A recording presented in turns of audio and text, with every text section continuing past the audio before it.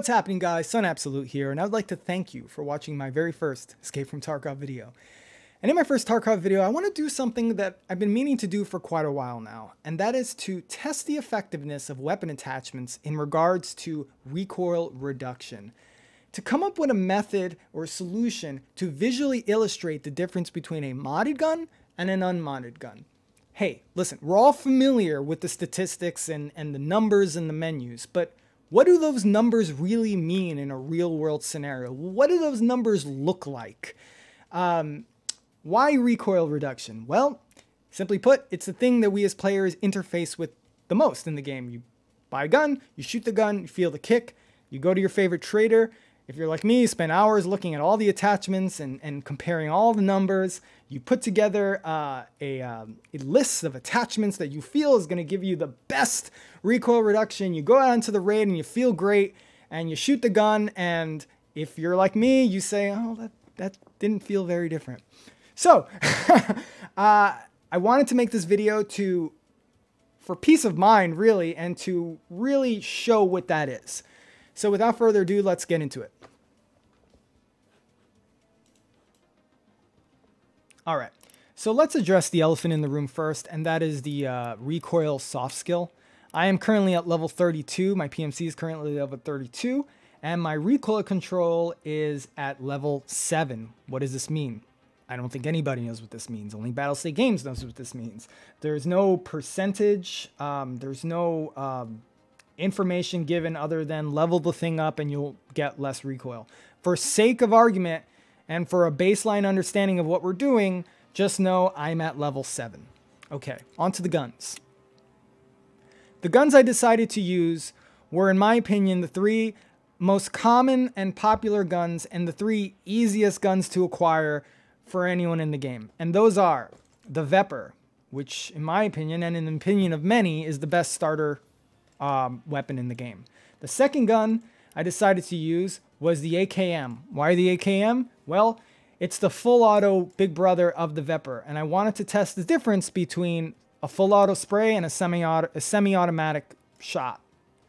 And the third is the 74 November, which needs no introduction, needs no description. It is the most common gun in the game. It's the easiest gun to get. It's the cheapest of the 3 with the BlackRock trade. This particular variant is the, as everyone's favorite Tarkov streamer, Smoke, calls the Naked AK, which, segue, is also the name of my Tarkov / fiction. It's the name of episode 1 in a series called Tarkov After Dark, the Naked AK. Okay. onto the testing. So these were the 3 guns I used. Now, the attachments I used. I used the same attachments on all 3 rifles. So, those attachments are the DTK-1 compensator, which offers a 0.6 in recoil reduction. Attachment 2 was the MOE stock with the rubber butt pad, which offers a -37 and a -3 for a total of -40 recoil reduction. The next, I also threw on a charge handle and a RVG black grip with a -2 recoil reduction attached to the RS-47 mount. That's what I use on all 3 guns. There's no point in me showing you every single one. That's it. The only difference, obviously, is going from the 74N to the AKM and the Vepr is the use of the adapter in order to put the DTK-1 on. So that's that. And so let's get on to the actual testing. Okay guys, we are in Premiere now, and I recorded some gameplay footage of me shooting the gun side by side, and I'm going to use some editing magic to overlay the 2 on top of each other so you guys can see the actual difference. I guess it would be effective first to just show you the footage of me shooting the gun side by side, and then we'll get into the overlay.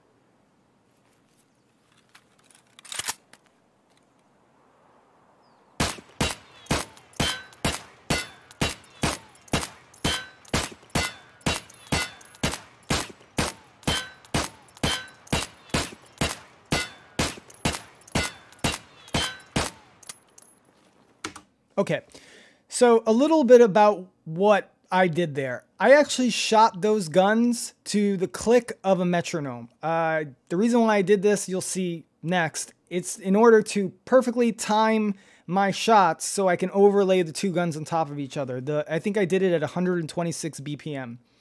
Yeah, I'm trying to think of anything else that I did.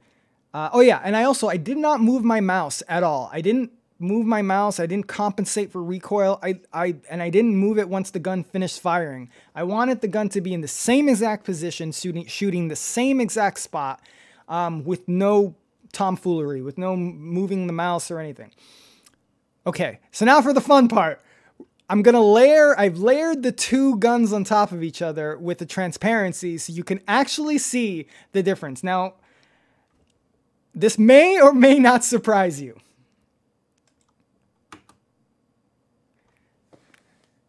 Here we go. And you can see that there really isn't much of a difference. Over here is where you want to be looking at. There's the rear sight of the unmodded Vepr. And you can see that, let me go back. The recoil patterns are almost identical. The gun returns back to its firing position almost identically. This is what I've been feeling for the last couple months playing this game. It's that if there is a difference, it's so minimal and it's so within the margin of error that I don't really think it's worth spending the money on. Now, you may ask, son, who the hell is going to mod a Vepr? You'd be surprised. I think this is more of a test to show what the numbers mean and what the ultimate effect of the numbers on the gun from the statistics of the attachments. But I also slowed it down. So here it is in slow motion. And this is interesting. You can see again, the recoil patterns are identical. Not moving the mouse. There you go. Do you see how it popped to the right and it popped to the right again? They both did exactly the same thing. And again, keep your eye on this here, which is the rear sight for the unmodded Vepr. It's almost identical. Even the return position, when it comes back after firing, it locks completely with the front sight.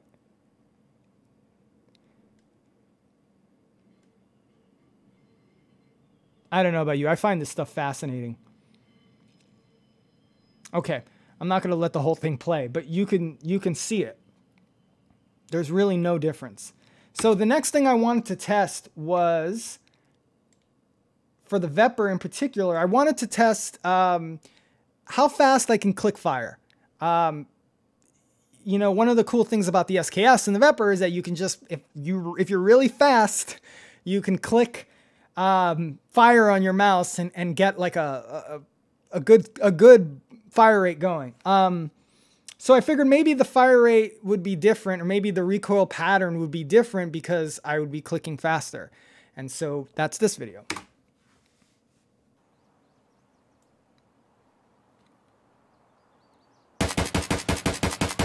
The unmodded one.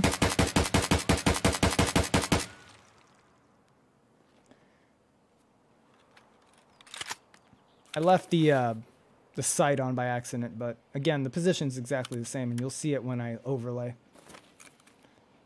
Here we go. I love that sound, by the way. All right, so that's the two side by side. Now let's look at the overlay.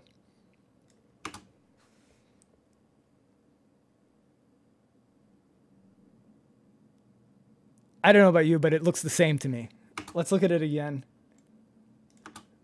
And I'll slow it down.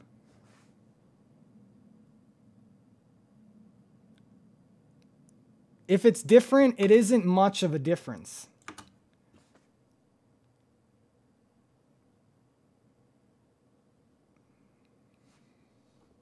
And then here it is slow, where you can really see. Again, I'm tap firing, and notice how the pattern is identical. The gun moves in the same direction. I think that's just tied to the animation.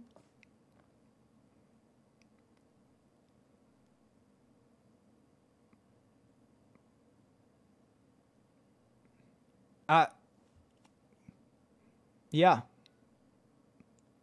And the return position is exactly 1-to-1. Onto the AKM. So here we go. This is the full auto AKM, and side by side with the same modifications that were on the modded Vepr.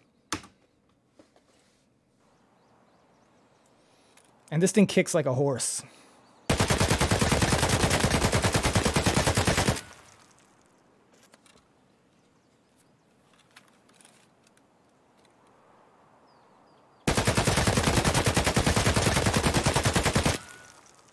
All right.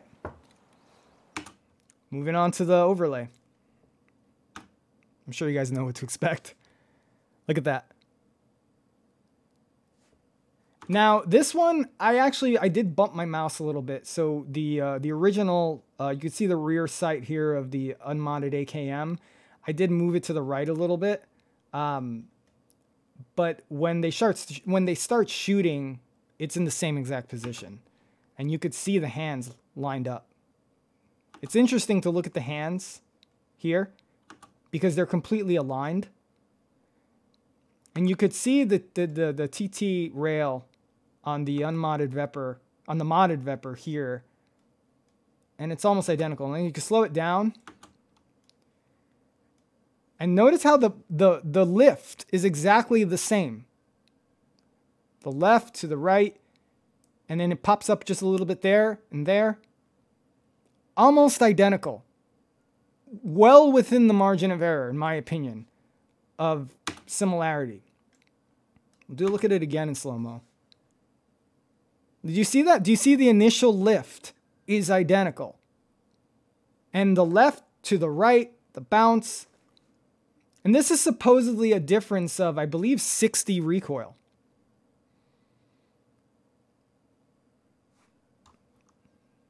And there goes the bird. Okay, last, but certainly not least, it's the 74 November. Now, this one, I actually felt, shooting it actually felt a little different. I don't know if it had to do with the dust cover or just the fact that it's a BlackRock AK and the stats are a little bit compromised. But this one shooting, full disclosure, I do admit, it felt different. And out of all the previous two, this one might have more of a difference. Let's see. So again, BlackRock AK, naked AK.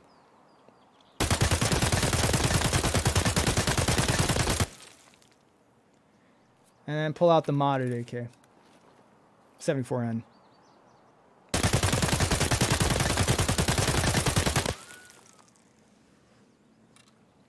All right, now let's see the overlay.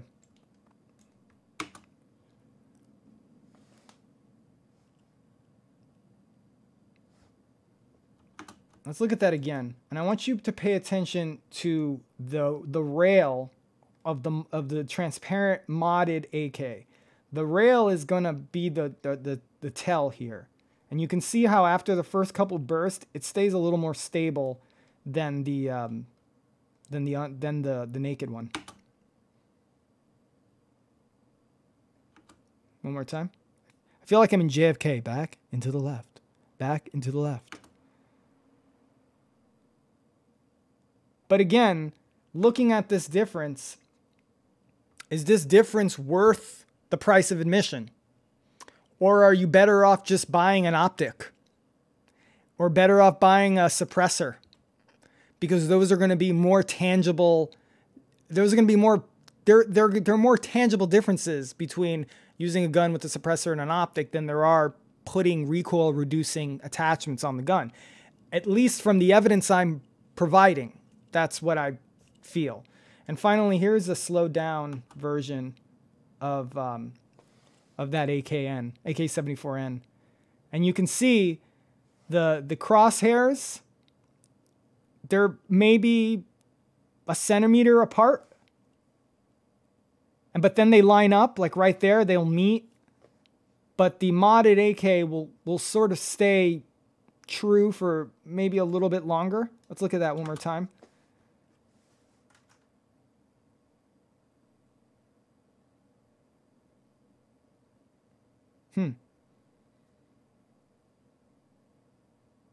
Now, is that worth the money? I don't know. Only you can answer that. All right. In conclusion, I wanted to talk about one last thing, and that is the thing that we cannot measure scientifically or with editing software, and that is the placebo effect, or the dress for success effect. There's an old saying where you dress for success. You go to work, you wear a nice suit, a nice tie, your hair looks great, and you're going to perform better. It's kind of like that in Tarkov, right? You go in there fucking looking tactical, looking operator as fuck, with your dope fucking rad-ass gun and your armor and your contacts, and you feel good. You feel like I'm wearing $1 million worth of gear. I feel good. Does that make you shoot better? Yeah, probably. It probably does. Does looking at a really beautiful gun as you're traversing the world, does that allow you to acquire your target better or plan out your route better? Probably.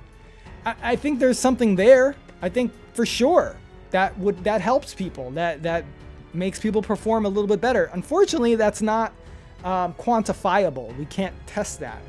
So what I set out to do here was not make something where it's like, Battlefield, fix your fucking game. Recoil doesn't work. I just wanted to show people what the numbers actually do and what they actually mean in as real as I possibly can. And I want people to make a judgment whether or not that this difference is worth it, is worth the financial investment in the game. Is that worth it to you? Or here, we'll go to this one. Is this worth it to you?